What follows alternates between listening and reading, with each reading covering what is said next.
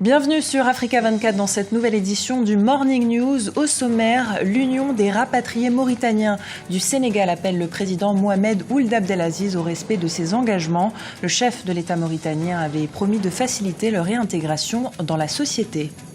Le report des élections législatives et des conseils des îles aux Comores.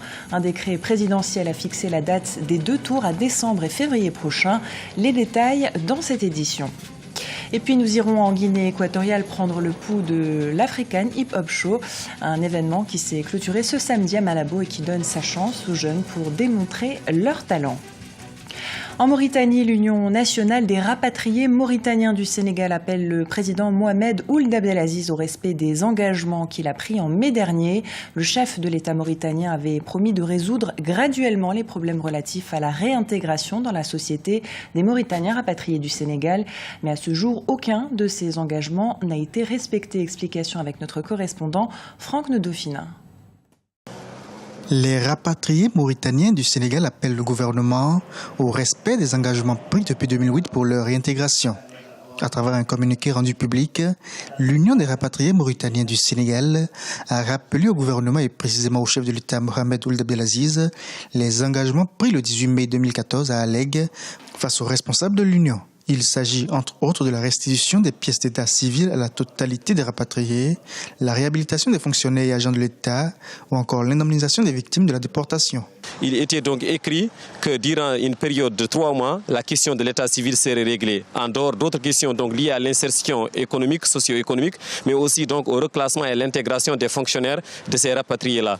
Et jusque-là, à l'heure actuelle, sur les 24 536 qui sont revenus, repartis à travers 117 sites, à travers 5 régions de la Mauritanie, 6 400 ne sont pas encore recensés. Et beaucoup d'entre ces personnes qui ne sont pas recensées, malheureusement, il y a beaucoup donc d'élèves qui veulent donc s'inscrire, soit faire le brevet ou bien soit donc participer donc au concours d'entrée en 6e. C'est en 1989 que plusieurs dizaines de Noirs mauritaniens avaient été chassés de leur pays vers le Sénégal ou encore le Mali voisin.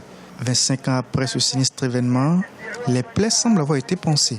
Mais beaucoup estiment qu'il faudrait achever ce qui a été entamé en remettant sur le tapis les nombreuses promesses non tenues. En fait, il y a une mauvaise volonté de l'État, du chef de l'État qui a pris ses engagements devant eux.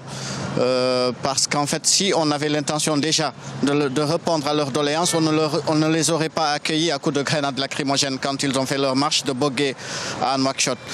En plus, ces engagements-là, ils ont été pris par l'État mauritanien depuis 2007 déjà, dans le cadre donc du retour organisé, accord entre la Mauritanie, le Sénégal et le HCR.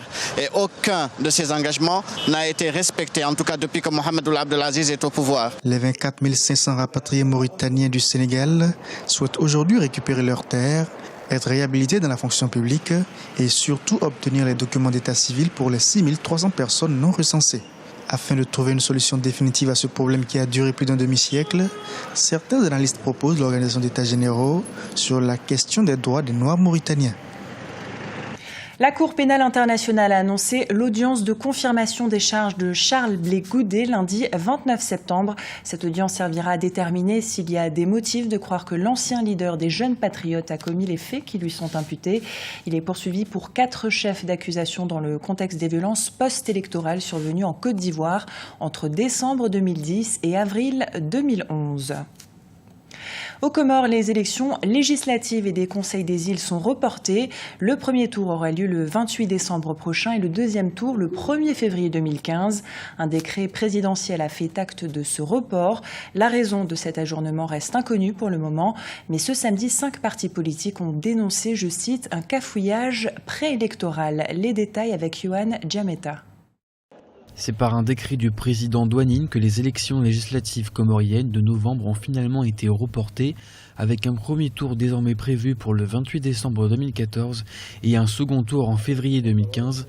Un report non expliqué par la présidence, mais qui trouverait son origine en partie dans le financement de ces élections. Il y a en effet, par rapport à ce report, ce que l'on peut appeler une difficulté majeure qui est liée à la fois au problème de financement, mais aussi aux problèmes politiques réels qui existe aux Comores. Il y a une contestation de la part d'une partie de l'opposition sur la manière dont ces élections législatives ont été décidées, sur les problématiques administratives, sur les problématiques de financement des campagnes et sur le positionnement effectivement des candidats.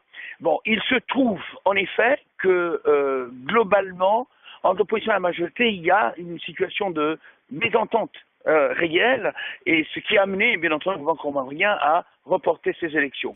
Mais pour d'autres, le problème du financement ne serait qu'un subterfuge et démontrerait l'incapacité du gouvernement à gérer son budget. On ne peut que déplorer nécessairement que le gouvernement ait été en possession de plusieurs milliards de francs comoriens investis dans des programmes d'infrastructures sans appel d'offres. Ils ont enrichi des sociétés étrangères par complaisance, et cet argent dilapidé, le gouvernement n'a pas pensé à s'organiser pour justement financer les dépenses de souveraineté. Il n'est pas normal qu'on vienne nous dire aujourd'hui que pour des raisons de finances, les élections sont reportées. C'est pas du tout normal. Sans ressources propres, l'organisation des élections comoriennes devra se dérouler essentiellement sur la base des donateurs internationaux comme l'ONU ou l'Union européenne. En Tunisie, la date butoir de dépôt des candidatures à la présidentielle est échue depuis ce lundi. 70 dossiers ont été déposés au siège de l'instance électorale chargée de valider ou non les candidatures. Dans la liste, on retrouve l'actuel président Monsef Marzouki, candidat à sa succession, mais aussi l'ancien Premier ministre Béji Caïd Essebsi. Écoutez la réaction de l'analyste politique Sofiane Ben Farad sur le dépôt de ces 70 candidatures à la présidentielle du 23 novembre. Cela résulte du concours de plusieurs éléments. Premièrement, la classe politique aux commandes depuis la Révolution a tout fait pour plus ou moins désacraliser les institutions et en même temps déconsidérer la fonction présidentielle, vu que les partis d'Atorika sortantes sont davantage attachés au système parlementaire. En plus, toute la panoplie de mesures législatives, soit la Constitution, soit la loi électorale, soit aussi les règlements de l'instance supérieure indépendante des élections, aussi supposées être comme telles, ont tout fait pour favoriser les candidatures fantaisistes. Bien sûr, c'est un droit pour tout Tunisien de postuler à la magistrature suprême. Donc voilà, la classe politique ayant fait ce qu'elle a fait, les Tunisiens sont estomaqués, profondément révulsés, d'autant plus que nous sommes dans un pays quand même qui a connu le président Bourguiba, fondateur, libérateur du pays, et fondateur de la première république tunisienne, qui a été un homme hors norme. Donc les Tunisiens sont révulsés, sont étonnés, ils ne se voient pas dans cette classe politique, ils ne se retrouvent pas. Tout a été fait pour clochardiser les institutions. En Guinée équatoriale, l'African Hip Hop Show a pris fin ce samedi à Malabo. Depuis 2010, des jeunes concourent pour attirer l'attention sur leurs talents. Pour eux, c'est une manière de prouver que le hip-hop est un art qui compte de plus en plus en Guinée équatoriale. Reportage de notre correspondant Léopoldo Enemé. Remise de prix aux meilleurs artistes équato-guinéens au Centre culturel d'expression française à Malabo.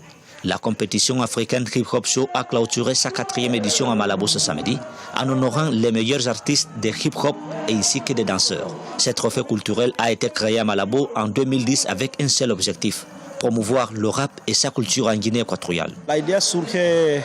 L'idée est venue en 2009 quand j'ai commencé à voir des garçons agissant sans une organisation, sans structure.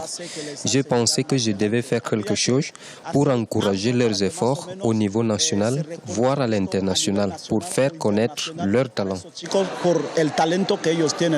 9 concurrents ont atteint la finale cette année, donc 5 rappeurs et 4 groupes de danseurs.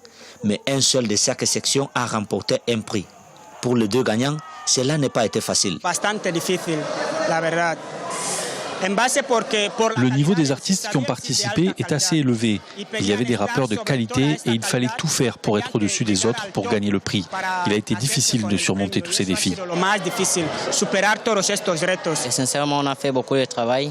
On a mérité vraiment la coupe et on travaillait sincèrement tous les jours et fort pour avoir la coupe. Les gagnants du concours africain Hip Hop Show auront la possibilité d'enregistrer un album de 4 chansons et un vidéoclip avant de faire une tournée dans le pays.